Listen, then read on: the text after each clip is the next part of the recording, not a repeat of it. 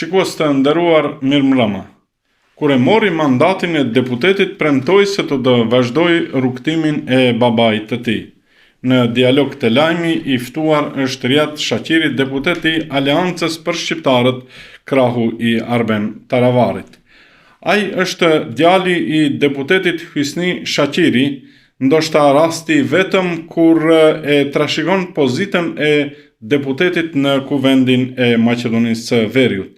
Gjithsesi se këtë e themi vetëm në kuptimin figurativ dhe jo faktik. Zoti Shaqiri, mirë se erdhët në dialog të lajmi. Fillimisht faleminderit për ftesën dhe mundësinë që të jemi prezent në këtë emision që ka marrë një shikueshmëri të jashtëzakonshme dhe ka vlerësime jashtëzakonisht pozitive nga shiquesit. Shumë faleminderit për vlerësimet. Vazhdoni të jeni deputeti i Aleancës për Shqiptarët dhe i Aleancës Kombëtare për Integrim?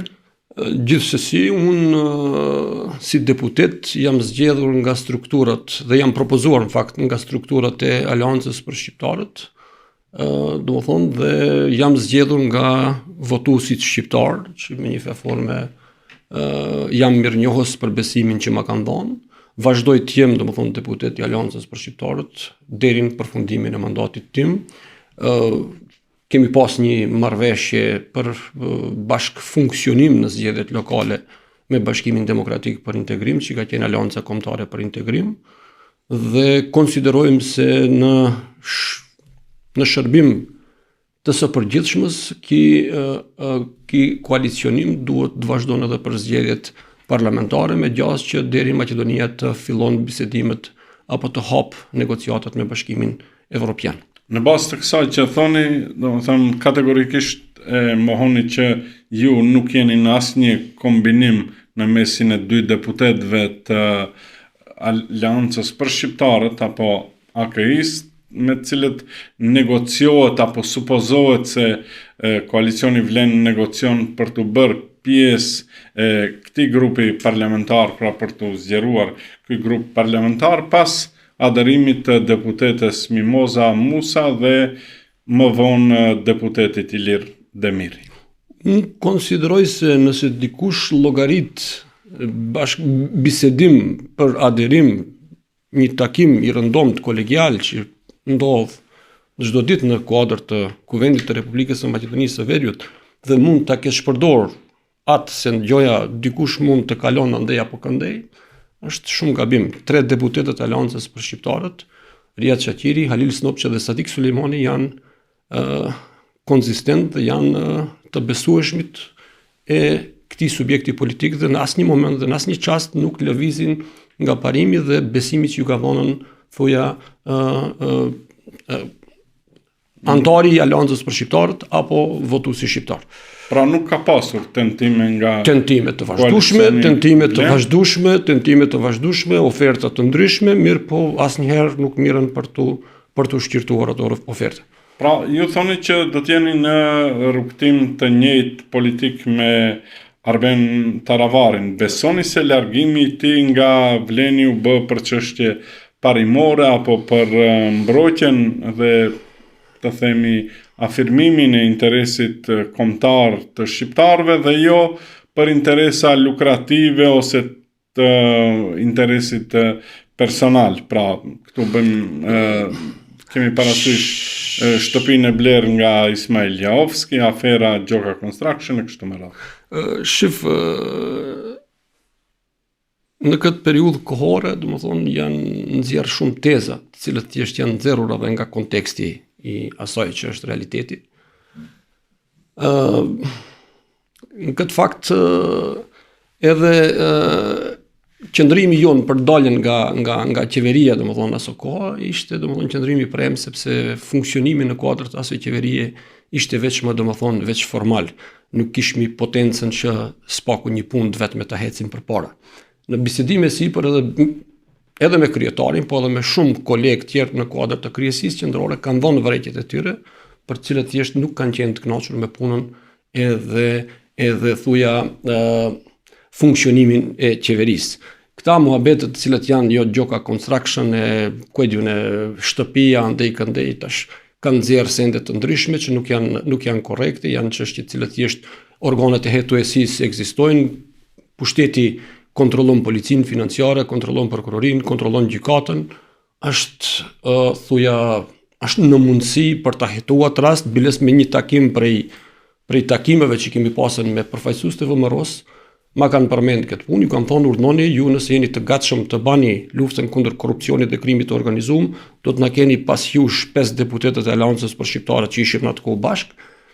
Nëse keni dëshmi materiale, urdhënoni. Mirë po, në momentin që ju përfundoni konferencën për Shqip për zotin Taravari, unë do të flas për zotin Mickovski dhe strukturat e VMRO-s të cilët janë të inkriminuar, domethënë edhe në biznesin energjetikës, edhe në biznese të ndryshme të cilët janë mirë të njohura për opinionin në Maqedoninë e Veriut. Ju mendoni se edhe kryeministri Mickovski është i përfshirë në afera të cilat janë të ndërlidhura me korrupsion apo me krim të organizuar, përmendet biznesin e energjetikës?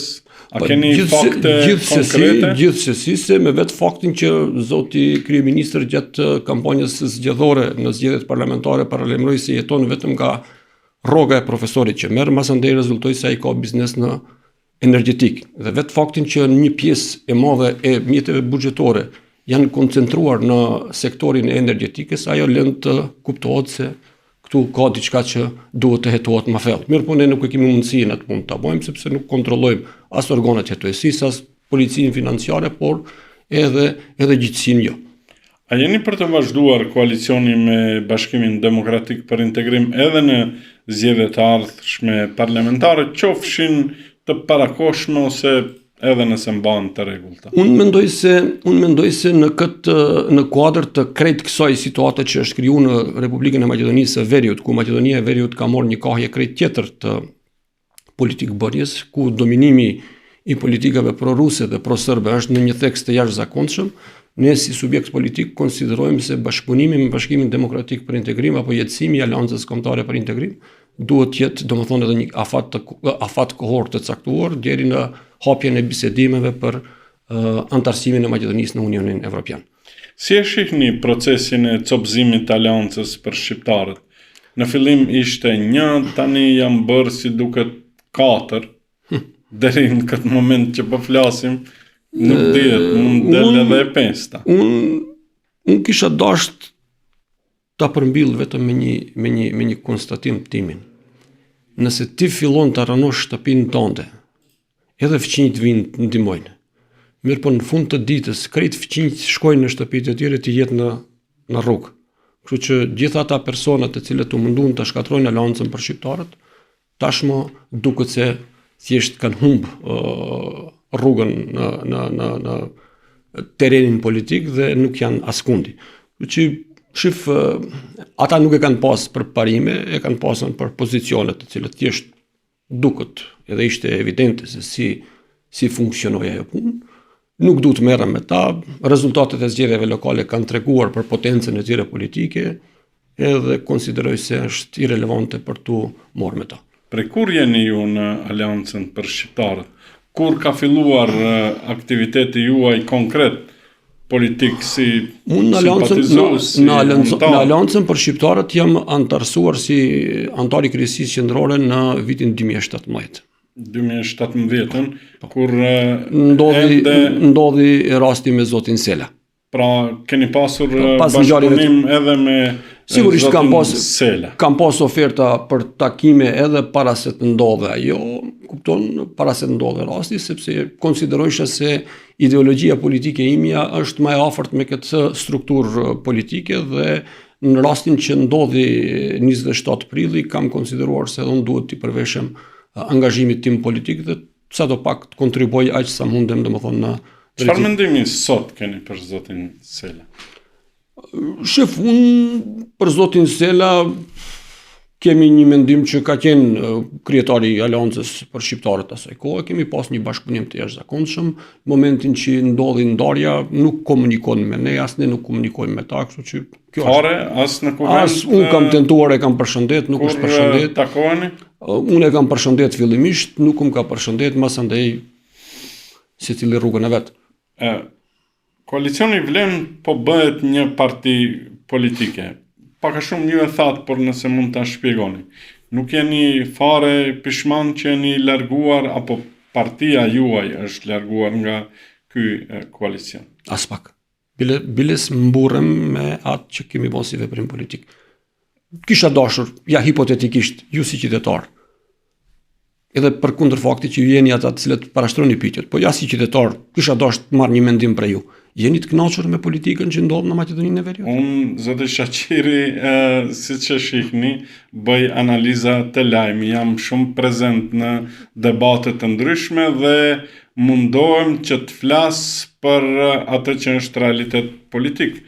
Dhe realiteti politik, me që më pyetët, edhe pse formati është Sigurisht ndryshe, realiteti politik është i tillë që pozicioni i shqiptarëve natyrisht që lë shumë për të dëshiruar, dhe kjo është rezultat i dy faktorëve.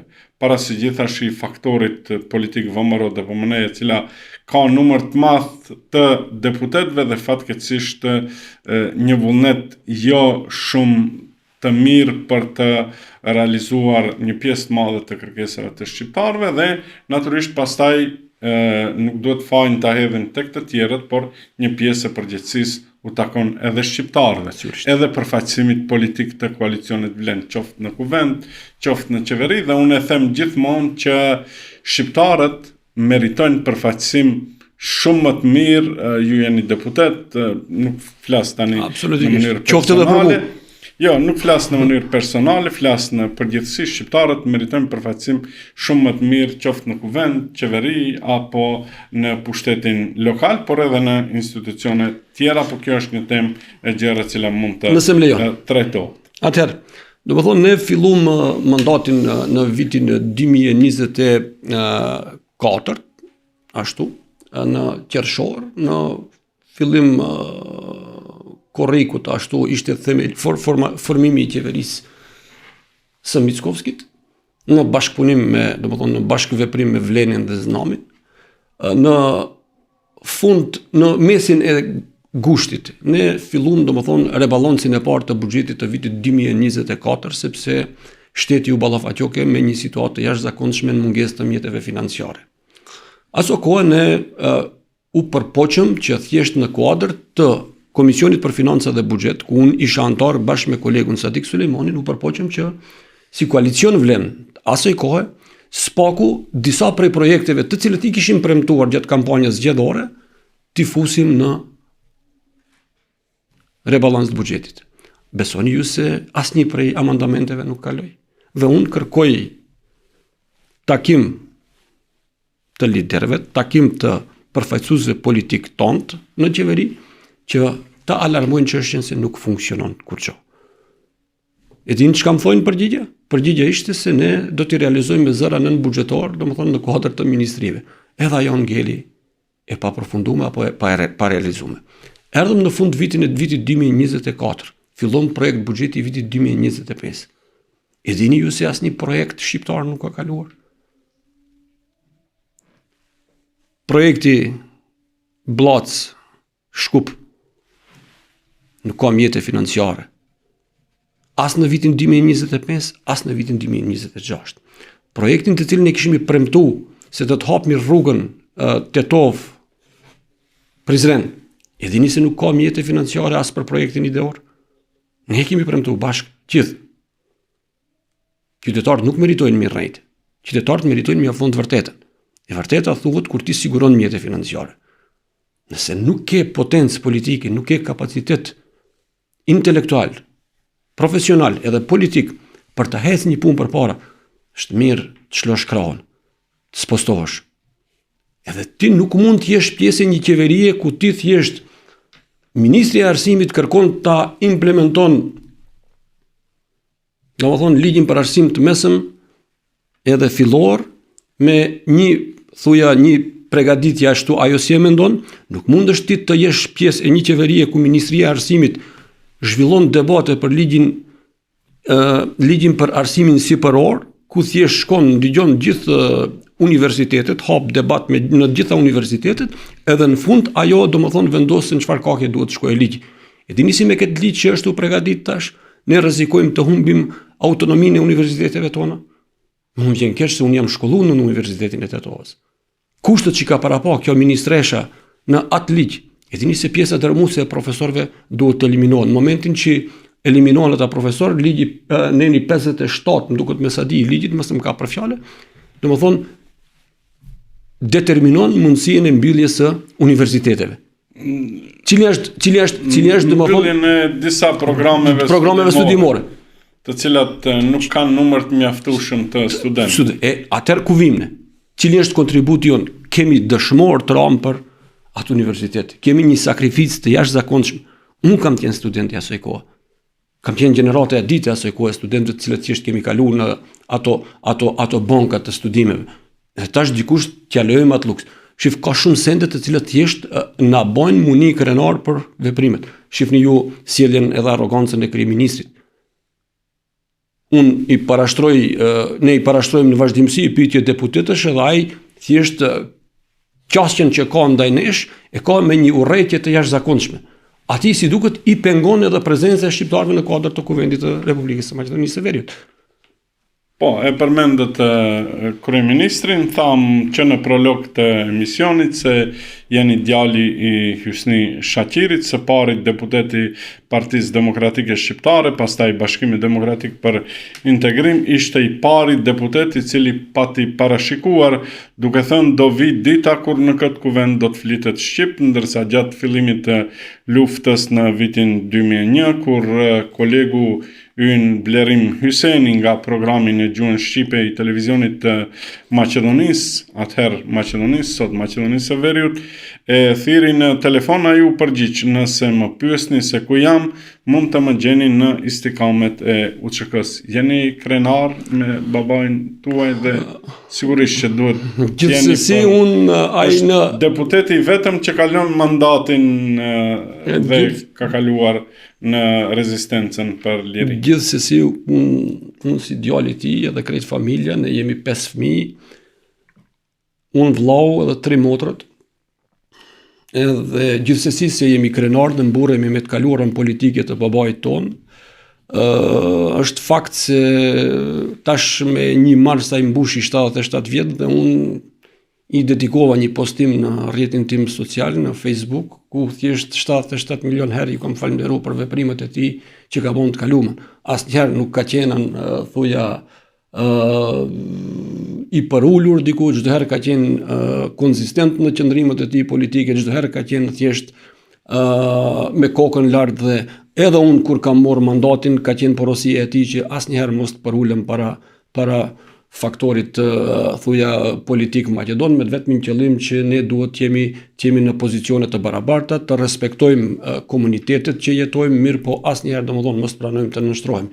Kështu që ai vazhdon të ketë një jetë të rehatshme të pleqnisë, kohëve të fundit mas shumë t'i merret me shkrime, ka botuar di vëllime të librit të tij, është të punu për vëllimin e tretë, i uroj të ketë shëndet, uroj ta kem shumë më gjatë në praninë e familjes. I urojmë gjithsesi edhe ne, unë si gazetar i atyre viteve që kam ndjekur kuvendin, mbaj vetëm kujtime shumë të mira për zotin Shaqiri, ka qenë një ndër deputetët më bashkëpunues me gazetarët, gazetarëve u ka kumtuar lajmin për largimin nga BDI-ja dhe natyrisht është mirë ta ndiqni. Të njëjtën e baj edhe. Të njëjtën jam komunikim të vazhdueshëm. Komunikim me gazetarët. Asnjë prej gazetarëve nuk e kam refuzuar për kurrë, domethënë çdo herë që kanë dashur të marrin një deklaratë, një prononcim timin për gjitha temat të cilët ju ka interesuar, kam qenë transparent dhe i sinqert. Vazhdoj të jem ashtu.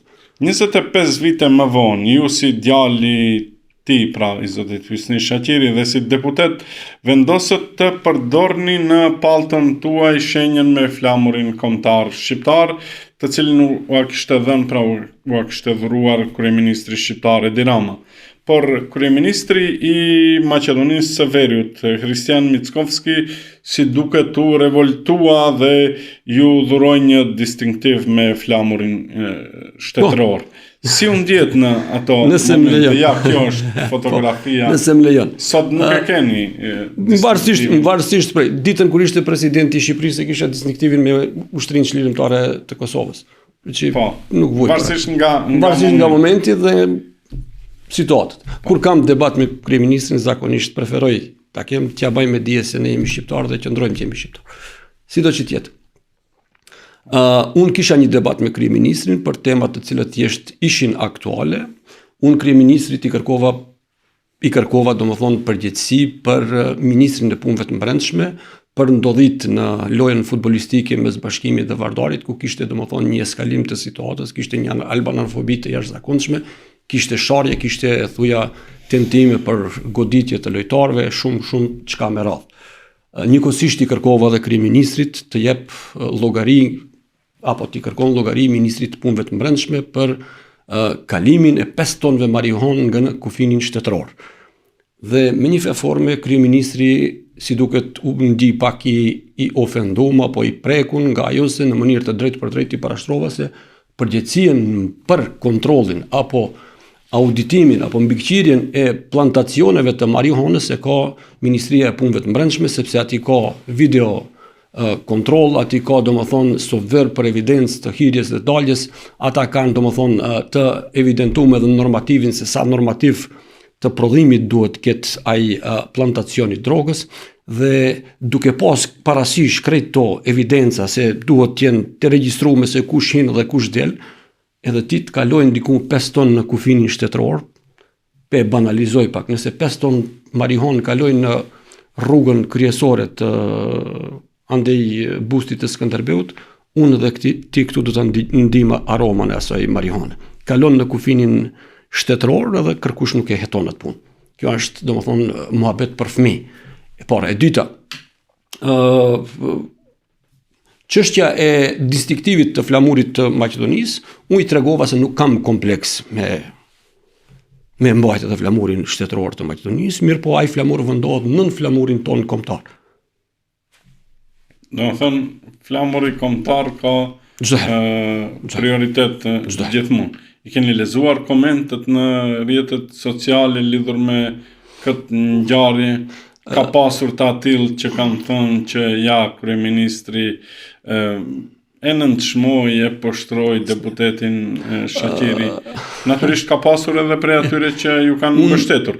Shifni, unë mendoj që ju jeni deputeti Kuvendit të Republikës së Maqedonisë së Veriut dhe ne nuk duhet ta kemi si shqiptar, domethënë kompleksin apo ta kemi drojën se mund ta përdorim apo jemi shtetas të kësaj republike, të këtij shteti. Unë poshtë lart me çështjen e komenteve nuk merrem, domethënë se në momentin kur kalon në skenën politike nuk është e thonur se çdo kush prej qytetarëve që ndjekin, domethënë mund pëlqejnë apo të suportojnë. Ka edhe prej atyre që të pëlqejnë, po ka prej atyre që edhe të ofendojnë e ku e diçka.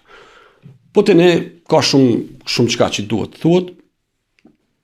Të ne domethënë ka momente kur patriotët i konvertojnë në shpion, e shpionët i konvertojnë në patriot. Veprimi im do të jetë konsistent, vazhdoj të qëndrojnë ata, simbolet tona kombëtare për mua janë të shenjta. Nuk kam fobi, nuk kam urrëtie ndaj komunitetit maqedon, absolutikisht jo. Jam një kosmopolit, respektoj çdo qytetar që jeton në Republikën e Maqedonisë së Veriut, me vetë faktin që kam pranuar të jem pjesë e politikës, sepse duhet të shërbej gjithë qytetarët, në përgjithësi po do të jem në shërbim të qytetarëve shqiptarë në veçantë. Arber Xhaferi, politikan i njohur, thoshte që në Maqedoninë e Veriut dhe tek shqiptarët mund të biesh në gjumë si patriot dhe të zgjohesh në mëngjes si tradhtar. Por edhe një gjë, unë e di, domethënë veprimtarinë time familjare, edhe time, edhe mburrem me ata dhe në asnjë moment nuk kam bë me veprimet e mia aty ku kam vepruar dhe kam funksionuar që të dëmtoj domethënë indin ton kombëtar. Në atë moment që bëj një gabim të tillë, unë kthehem në shtëpi. Zotë Shaqiri, partia me të cilën ju ishit në koalicion dhe jeni ende në koalicion, pra ishit në koalicion, pra kishit marrëveshje për zgjedhjet lokale, Bashkimi Demokratik për Integrim, është kategorike dhe nuk lëshon për shtetin unitar, si opcion të vetëm për rregullimin e brendshëm shtetëror. Ju ç'mendim keni mbi këtë koncept politik? Shif, Bashkimi Demokratik për Integrim ka qëndrimet e tyre politike, mirë po ne duhet të mendojmë që Maqedonia të jetë pak më e qytetëruar në këtë drejtim. Duhet të hapim krapa, të hapim mundësinë, domethënë që edhe komunitetet tjera domethënë duhet të kenë domethënë vendin e posaçëm në hapësirën politike dhe në integrimin e vendit, sepse bota perëndimore po ecë domethënë me hapa të përshpejtuar në drejtim të integrimeve, ne kemi ngecur ende me çështje të cilët thjesht ndoshta edhe nuk duhet të debatojmë. A mendoni se njëri nga modelet të cilat mund të jenë si opcion për rregullimin e brendshëm shtetëror mund të jetë shteti dykombësh, Aleancat për shqiptarët ku ju keni aderuar në 2017 e kishte këtë koncept.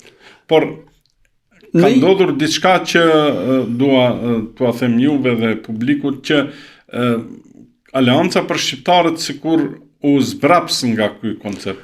Nuk i di arsyet e sakta, të vërteta, por e di që kjo ka ndodhur.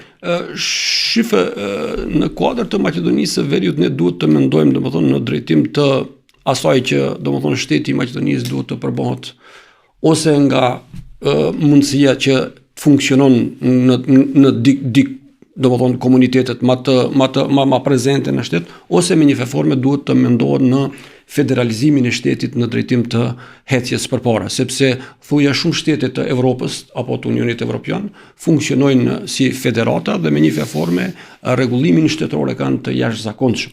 Me një forme të kia të edhe decentralizimin fiskal, ku shteti mund të destinon mjetet financiare konform participimit të zonave të caktuara. Ne tash domethënë në kuadër të Maqedonisë së Veriut kemi domethënë politika selektive të investimeve që me një forme në zonat shqiptare të kje ende jomat septike, ndërsa në zonat tjera kje zonat urbanizume.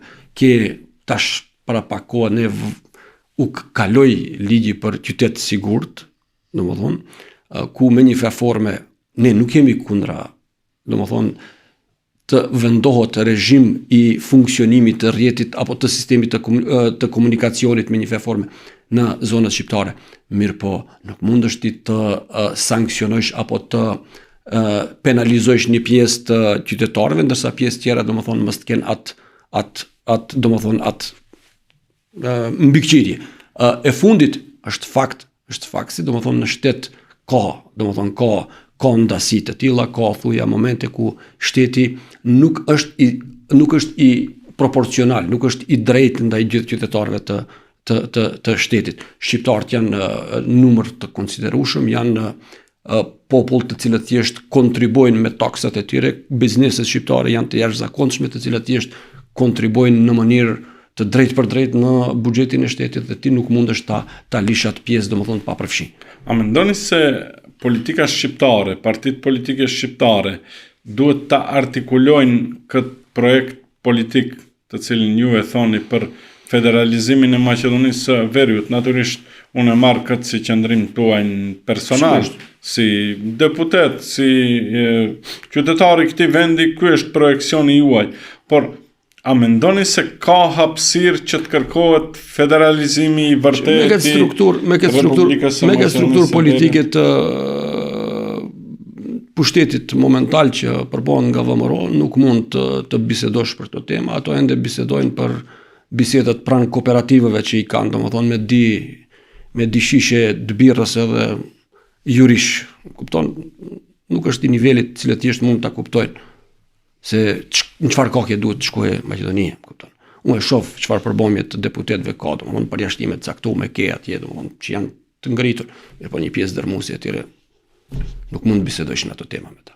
Pra, mendoni se politika maqedonase është në nivelit të ullet, siç e thatë, e nivelit ku bisedat e zakonshme bëhen pranë Po qëndrimet janë të tilla. dyqaneve apo ato që njihen si kooperativa. Qëndrimet janë të tilla, veprimet janë të tilla.